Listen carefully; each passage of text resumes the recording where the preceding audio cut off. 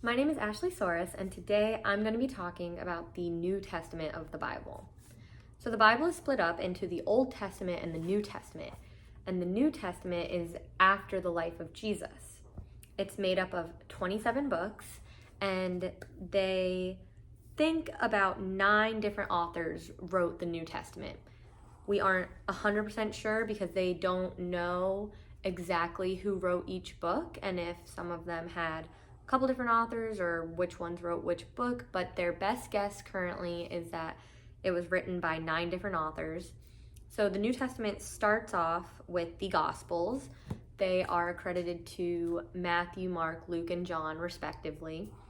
And then it goes into the book of Acts. And then there are the Pauline epistles, which are the letters written by Paul. And then the Catholic epistles. And then it ends with an apocalypse style book of Revelation. And so we've already spoken a lot about the Gospels, but those are basically just the story of Jesus. They are his life story. All 4 of them tell it from different perspectives. 2 of them are thought to be written by disciples that walked alongside with Jesus. And then Acts, also sometimes called Acts of the Apostles, they believe that that book was written by Luke. And then it goes into the Pauline epistles. Now, these are letters that Paul was writing to the early Christian churches. So after Jesus's death and resurrection, there was this in-between period of like, well, what do we do now?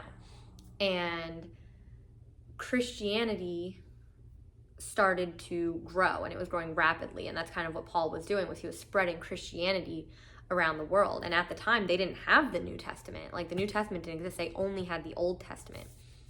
And so I think it's important to note that the New Testament is a product of the early church. The early church created the New Testament to help them spread the gospel across the world. And so it's not that we need the New Testament.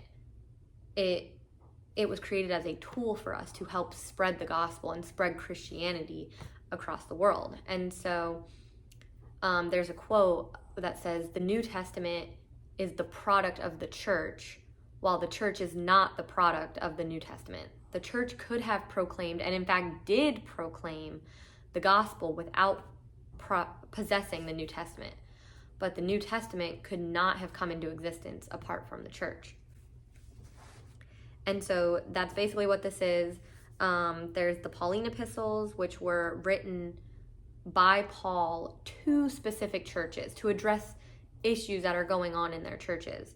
And so that's why it's very important when you are learning about and reading and preaching from these books that you are taking into context the history of those churches and the situations going on in those churches and why Paul wrote these things to those churches. So those are very specific examples for different churches. For example, a very common misused verse in the Bible is when Paul mentions that women should be silent in church. And so a lot of people use that to say women can't be pastors and women shouldn't be speaking, and basically women should be silent in church, and they don't look at the history and the context of what was going on in that church. And that was written because men are supposed to be leading the household, but they were silent in the church, and they were saying that the men need to step up and help. And so we need to take that into context when we're learning about the Pauline epistles. But then there's also the Catholic epistles, and I know a lot of people think Catholic and the Catholic Church, and basically Catholic just means for everyone. And so the books of 1st and 2nd Peter, 1st, 2nd, 3rd John, those are all Catholic epistles. They're meant for everyone. And then we go into Revelation. It's important to note that it's revelation, not revelations. There's just one revelation, and it basically was a vision given to John that he was told to spread about the end of the world.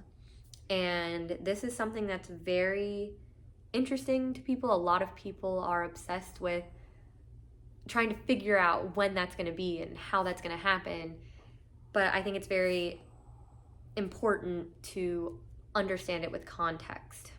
And so, yes, it's a very important book and we should be reading it, but you should also not run away on crazy conspiracy theories and try to pinpoint the end of the world, because it says in the Bible that we don't know when that's going to happen, and we shouldn't waste our time trying to figure it out, because at the end of the day, it's going to happen when it's going to happen.